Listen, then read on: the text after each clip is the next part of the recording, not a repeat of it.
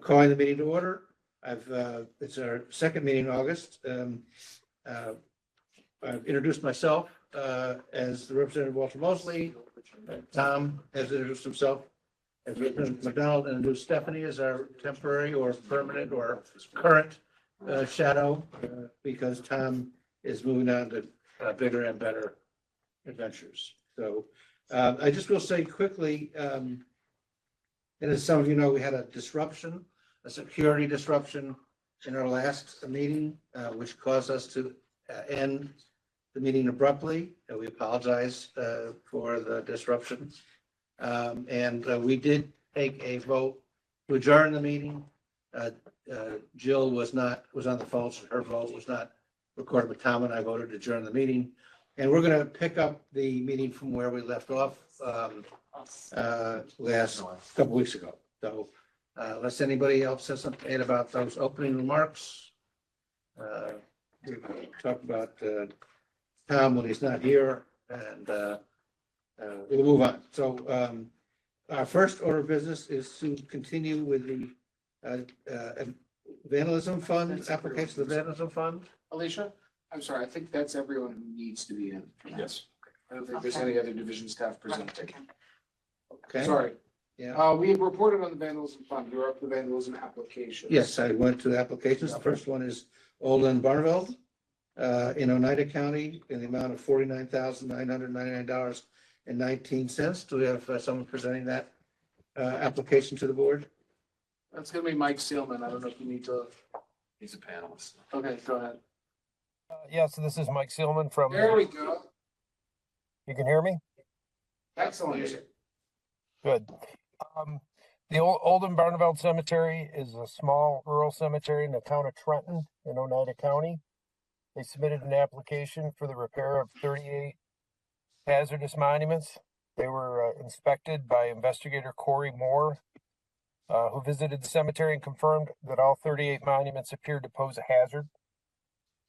The most recent monument is dated 1937. The cemetery states that they do not have lot owner information or contact information for these monuments. They ran a legal notice once a week for 3 weeks in the Rome Sentinel for $99, and they received no response. So it's our understanding that the cemetery has determined that the lot owners cannot be located. They provided two estimates for repairs of these monuments, one from Northeast Cemetery Services for $49,900 and one from Mohawk Valley Monuments for $57,873. Both of the contractors proposed to reset 38 monuments on 42-inch concrete foundations. Northeast is the lower bid, and they offered a 10-year warranty. Mohawk Valley provides a 5-year warranty. The Northeast estimate averages $1,313 per monument, and the Mohawk Valley estimate averages $1,523 per monument. The Olin Barneveld Cemetery is up to date on vandalism payments and annual reports. They used the previous allocation appropriately and paid the contractor, and we recommend approval in the amount of $49,999.19. Is that the same number that's on the agenda? Mm-hmm. $49,999. Oh, yeah, okay. I looked the wrong line. Okay. And for Stephanie's information, just take the moment, but that Lewis usually jumps in. We're not actually approving the contracts. We're overseeing the procurement process. We approve an amount that they can get reimbursed. They can pick whatever contractor they want, but we're not really engaged in that as a contract between the cemetery and the vendor. So it's again a process where we assure that the funds were, properly procured. Do you want to clarify that? You want to do something? So just occasionally, for some applications, when we are aware that the cemetery itself might have a relationship with the contractor they might go with, we might inquire about what are referred to as related party transactions. which is a term used within the not-for-profit corporation law. Not-for-profits, if they're going to engage in related party transactions, need to take certain steps. So that is one area that we've inquired about and deliberated upon with some applications when it is an issue. Other than that, any questions? Just one question, on the application, on page 5, it says, see the pictures of the leaning or loose monuments, but there was no photographs included. We don't generally upload the photos to what we're sharing electronically. Normally, somebody's present in the room with the photos in case you want to see them. In this case, Mike isn't here, so we can't do that.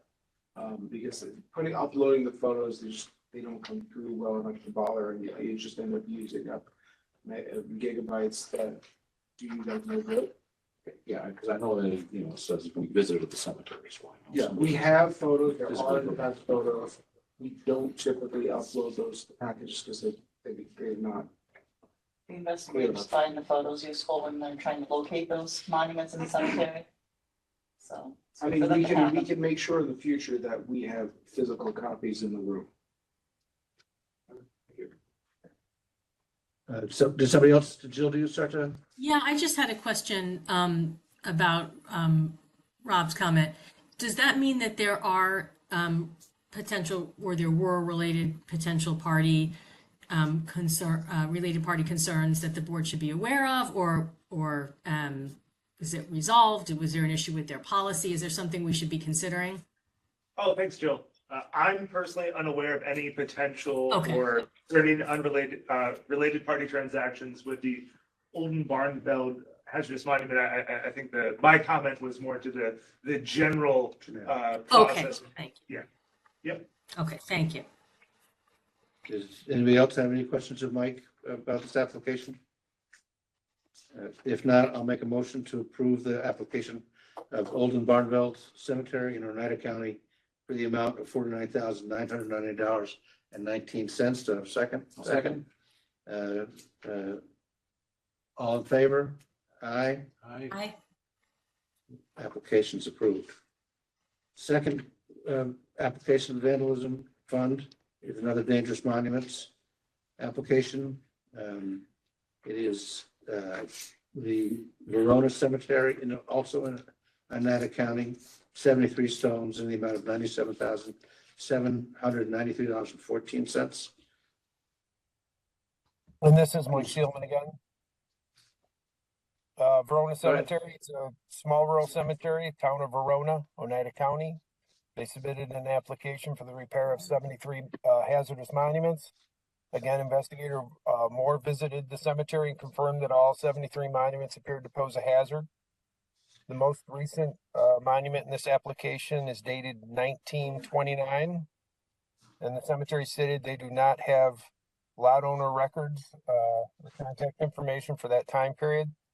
They ran a legal notice once a week for 3 weeks in the Oneida Dispatch and received no response. So it's our understanding that the cemetery has determined that the lot owners cannot be located. They provided 2 estimates, one from Northeast Cemetery Services for $97,500 and one from Mohawk Valley Monuments for $101,836 to reset the monuments on 42-inch foundations. Northeast provides a 10-year warranty, and Mohawk Valley did not provide warranty information, but they are the higher bidder, and they had a 5-year warranty included with the other application that they submitted. The lower estimate averages $1,336 per stone, and the higher estimate averages $1,395 per stone. Again, Verona's up to date on their vandalism payments and annual reports, and a previous application was awarded and the repairs were made appropriately. And we recommend approval in the amount of $97,793.14. Mike, does anybody have any questions of Mike's presentation? Council, I forgot to ask last time if you had something, but you would have said so. I would have said so. Nothing to be doubtful. All right, any other questions against Stephanie? I'll you might already pick up that this is fairly scripted, and that's an effort for us to both standardize the applications for our cemeteries, but also to make sure we tick off all of the legal requirements, statutory requirements that are. Can I ask just a general question? Sure, yeah. So the estimate, you get estimates about exactly what the estimate is for the cost of the repair. And I noticed that the recommended approval was for a different amount than in either of the estimates. Why is that?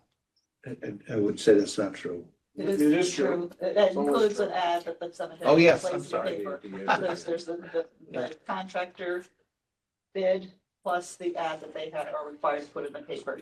They have to put a legal I see. notice to find. Understood. the, Yep. Trying to find Great the- question, Mike. Yep. So they get reimbursed for the paper. Thank you for the And explanation. in this case, you'll notice that the United Dispatch was $293.14. Yes. And whereas in the previous application, it was Rome Sentinel, it was pretty much the exact same notice that was run was only $99. So they vary greatly. Okay. You'll note the average price for repair is probably much greater than the original price of the monument from 1929. Yeah, makes sense. Okay, any other questions for Mike from the board members?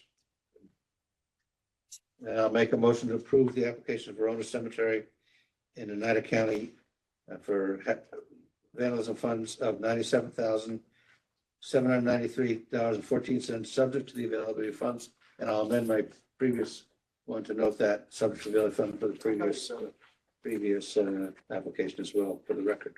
Do I have a second? I'll second. All in favor? Aye. Aye.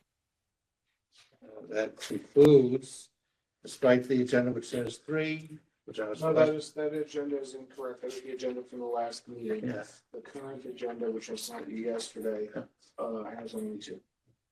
Not the one I printed, but, okay. We will now move on to other board applications. The first is Elm Lawn Cemetery, Erie County. It's an easement. Michael, let me do this.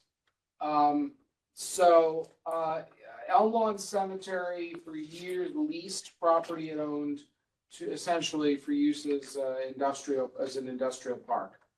A couple of years ago, the lessee of the industrial park decided to buy out the lease and buy the property outright. The board approved that. There is a storm sewer drain that is necessary that services the industrial park that remains on the cemetery's property after that sale. When the lessee / current owner of the property owned it, I guess they were comfortable with this situation without any formal easement. It's our understanding that the current owner of the property is in the process of subdividing and selling it to their own lessees. And as part of that process, the soon-to-be new owners want to have access, to be guaranteed access to the storm sewer lest it needs servicing. The storm sewer is on a kind of a berm separating the two properties. There is nothing there. Accessing it is going to come from the side of the sold properties, not from the cemetery. And because there's no cemetery property, there is just tall grass.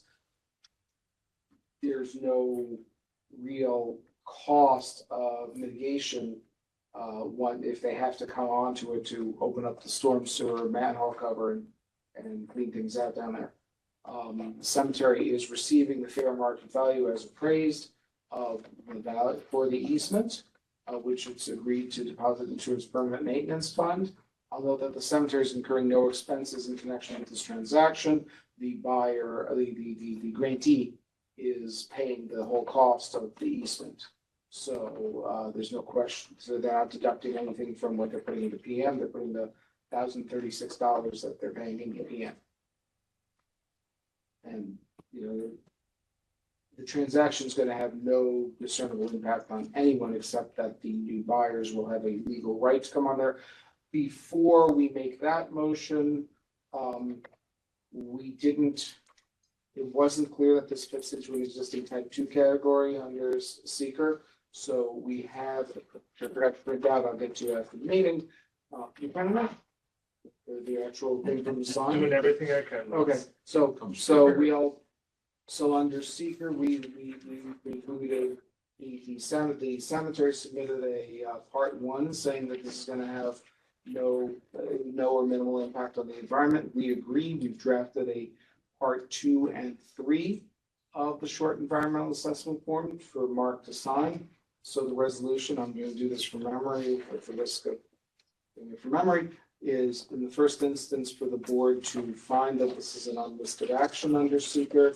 Number 2, find that it'll have no or minimal impact or most minimal impact on the environment, and consequently, number 3, issue a negative declaration under seeker.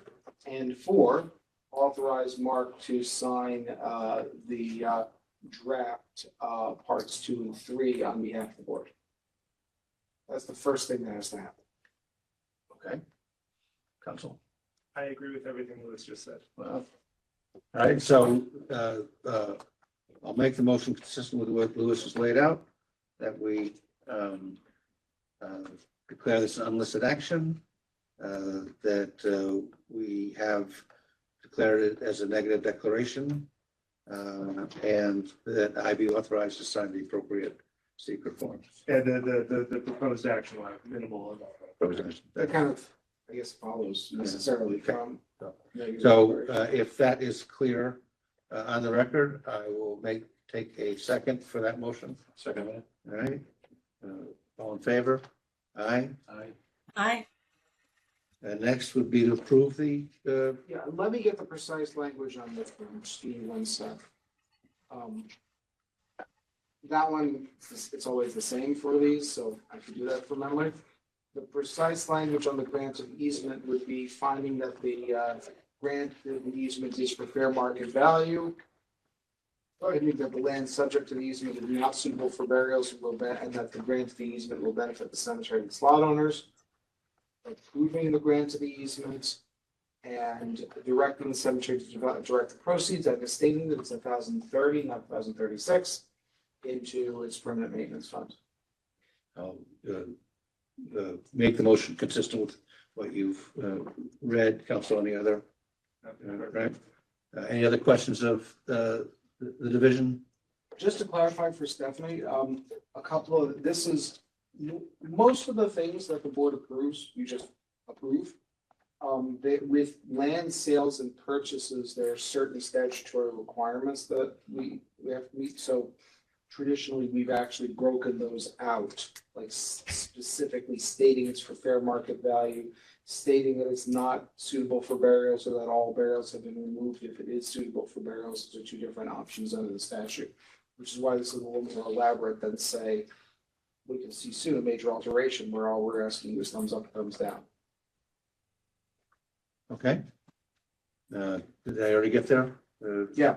I made the motion as consistent. Second, all in favor? Aye. Application for Elmwood Lawn Cemetery is approved. Next one is an application for Cypress Hills Cemetery in King County for a mausoleum. Harry? Yeah, I'm here. Good morning, everybody. I hear you. Excellent. Okay, great. I can hear you too. Cypress Hills Cemetery in Brooklyn, New York has applied for New York State Cemetery Board approval of the construction and installation of a garden mausoleum structure that'll provide 1,640 outdoor crypt spaces and 432 outdoor granite-fronted niches. The total cost of the project is estimated at $7,380,000, and it would be paid for with money from the cemetery's general fund, which had a balance of over $22 million as of December 31st, 2024. Construction and installation is going to be handled by the tribute companies, and the cemetery expects the project to be completed in 2 years. Cypress Hills is in need of more crypt spaces to meet consistent demand from its clientele. At the time of this application, it had fewer than 90 available crypts, which is far too small an amount for New York City. The structure designed by Zachary Rasmussen will have a footprint of 11,196 square feet. The cemetery is going to sell each crypt for approximately $17,500 and each niche for approximately $4,000, with projected annual gross sales revenue of $2,587,500. And I'm sorry, I can't even read what I wrote. And total return on the investment is expected within 4 years. The structure is expected to sell out entirely between 11 and 12 years. Notices of construction are currently posted at the cemetery, and so far they've received no adverse comments. Cypress Hills is well maintained. It's an historic cemetery in need of more mausoleum space. The cemetery appears to be up to date with vandalism payments and annual reports. It has a conflict of interest policy in place, and it can afford this project. I recommend approval of this project subject to obtainment of all required permits, a list of which is provided within the cemetery's application. Thank you. Just two things to add. Number one, on the application on the merits itself, the cemetery reports that there are no related party transactions in connection with the application. Before we get to the merits, because this is over 4,000 square feet, it didn't seem to fit squarely within a type 2 under seeker. So we're going to have a separate seeker approval. It's the same drill as before. Finding. So we asked the board first. Well, first of all, are there any questions for Carrie, or does council have anything to add before I feed you the motion to make? Anybody have any questions? No. Okay. Nothing further from council. So the motion is, the first motion is going to be under seeker again. It's the 4 findings, three findings and an authorization. Finding a construction mausoleum is an unlisted action under seeker. Finding that the mausoleum will have minimal or no environmental impact. Consequently, number 3, issuing a negative declaration, and 4, authorizing our board chair to sign the draft parts 2 and 3 again. Okay. Anybody have any other questions? I'll repeat the motion to declare the project as an unlisted action for purpose of seeker, that it has minimal or no impact on the environment. Therefore, we'll sign a negative declaration, and I will be authorized to sign the seeker forms. Yes, yeah, okay. Have a second? Second. All right, all in favor? Aye? Aye. All right, Now, more precisely on the merits, we're asking that the board approve the mausoleum at a total cost not to exceed $7.38 million, subject to receipt of all required local permits. that motion is made. Any questions about the application? Second? All in favor? Aye? Aye. Application for mausoleum is approved for Cypress Hills Cemetery. Next up is Parkview Cemetery. Oh, That's me. Good morning, Len Breen from the division. Presenting application for Parkview Cemetery in the city of Schenectady. They're seeking approval for a major renovation application for a crematory expansion. The expansion calls for a 1,225 square foot addition that would incorporate a drive-through area. And this would allow funeral directors to deliver the decedents in private and out of the elements. So they pull in and they can close the door, and it would allow for privacy. And if there's inclement weather, it prevents, unloading of the decedents and inclement weather. They're also asking for space, the addition would allow for space for provide a new temporary storage room. The current temporary storage that they're using is too small for their needs. If they get several cases in one day, it holds, I believe, that the current temporary storage holds about 8 cases, and if they get many cases in one day, then they could. It doesn't allow for total capacity. So this addition would include a new temporary storage room. They've been considering this expansion for several years, and now that they're in need of it ever more with these increasing cases each year, that they decided to go ahead and move forward with this project. So total cost of the project would be $327,662, and they would pay for it entirely from their general fund.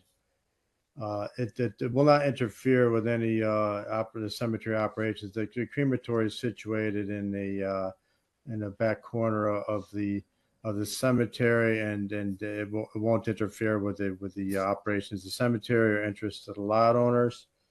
And it's while the project itself will not generate revenue, I believe it is a necessary expansion of the crematory, and it may generate revenue, and that funeral directors may elect to bring their cases to the crematory for the ease of unloading and the privacy factor, and the being out of the elements to unload the decedent. So this I think this is a worthy project and a necessary project for the crematory, and I recommend approval.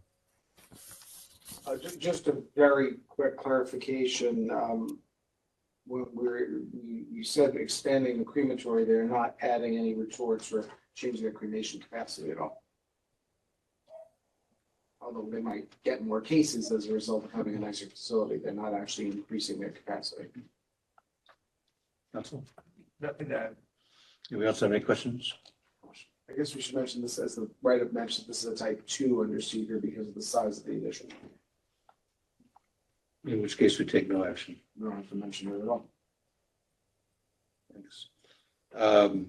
And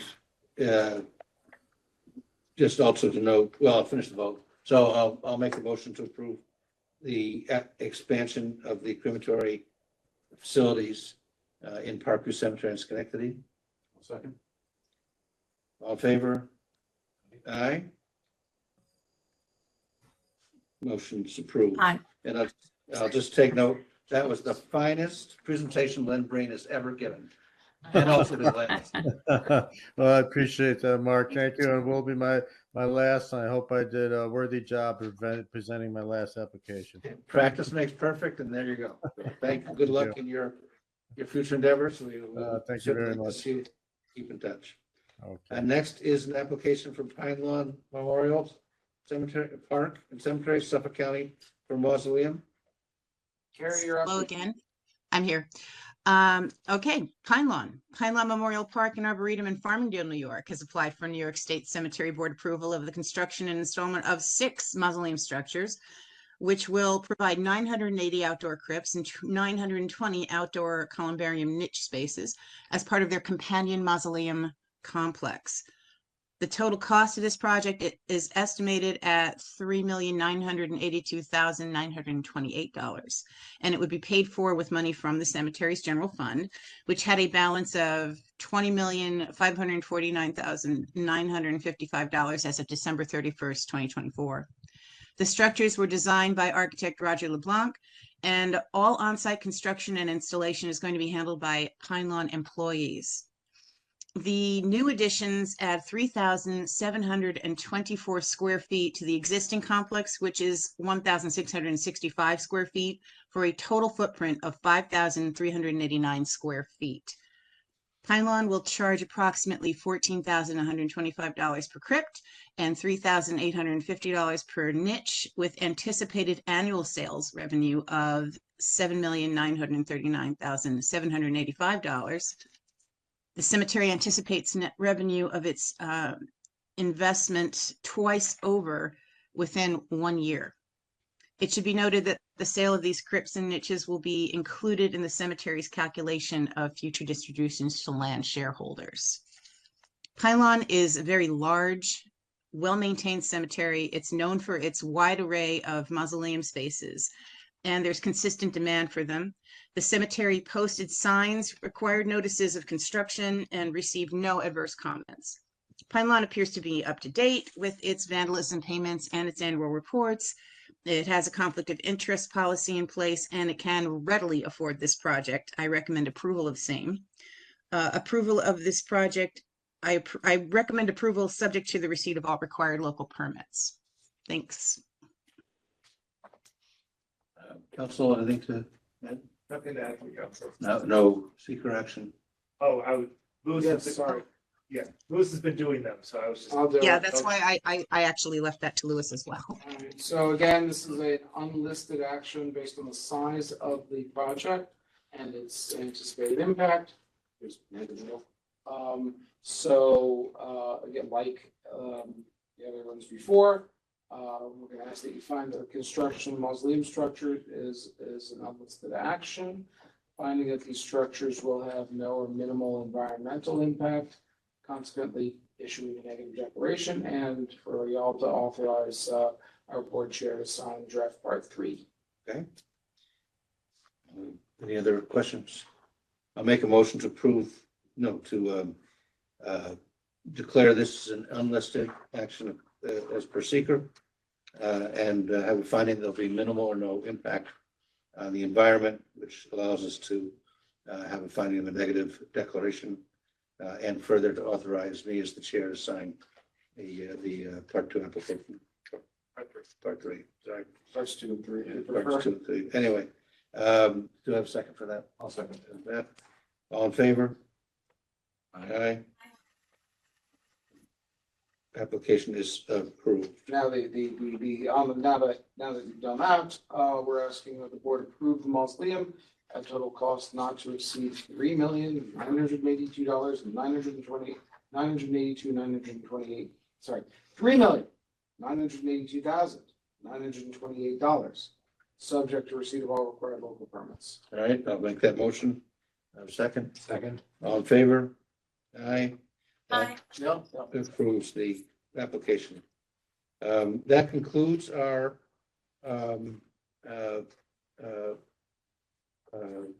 applications, our business. But we are also intending to go into executive session. We're gonna do that now? So I can offer a resolution for the board's consideration. So I would suggest that the board move to enter into an executive session pursuant to Public Officers Law, Section 105(1)(f), to discuss the reappointment of Louis Polishek to the position of Director of the Division of Cemeteries. I would further recommend the board move into an exempt session pursuant to Public Officers Law, Subdivision 3, Section 108, and CPLR 4503 to receive advice of counsel on 2 unrelated matters. Now, we're gonna do public comment before that, or when we come out? What do you wanna? Up to you. So doesn't it depend on whether you have anything that comes? Well, you may or may not come out with action, so. Let's have the public comment first. Okay, so, No, probably we can't because we have to come back anyway. all right. Let's just take public comment first. Public comment first? Well, we're taking from the room first. We're taking from the room first, okay, but let me just say that, again, we've instituted some more controls over this because of the issues we faced last meeting. We hope that their work will keep on working with that to see if it's working out okay. First, we'll take comments from the room, if there's any public comments. Sure. David Fleming from the New York State Association of Cemeteries. I just state what I said privately in public, wishing Tom all the best in this next chapter. And it's been a real pleasure to work with him, and appreciate his professionalism and ability to actually help us, particularly through some of the issues post-COVID as we worked with the film directing industry. And your constant counsel was welcome and appreciated. So thank you very much. And our best to Len and what may be his final retirement from the Department of State. And Third, fourth, and fifth. Final yes. So all the best to Len. Thank you as someone who runs cemeteries in his area. Thankful for his constant outreach to the cemeteries to keep them moving forward. So And before we go, Thanks, Dave.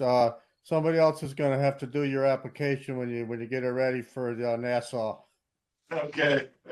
and before we do go to online comments, we do actually have the shovel this time. I probably should trim the edges a bit, but there you go. Oh, thank you. Appreciate that. The delay allowed us to get the proper sticker. All right. Very nice. And well, I mean, not nearly as sufficient, but well deserved. And that's- We went with the smaller trowels now because they don't take up as much room. You're hanging on the wall. You can smack people in the head with it. So I'm now going to open it up to the online, and it can be for subjects before the board or other subjects to the board pertain. You will have to raise your hand in the chat room to say that you wish to speak, and we will be then permitted to come in. And so again, bear with us on getting through that process. But if anyone online wishes to address the board? I don't see nobody. Okay, again, we'll certainly entertain the feedback from your folks about how the new process works, and, you know, again, it's a work in progress, but we want to take some additional actions to secure our meetings from It's appreciated. undue or untoward. So I'm gonna now make the motion offer to move an executive and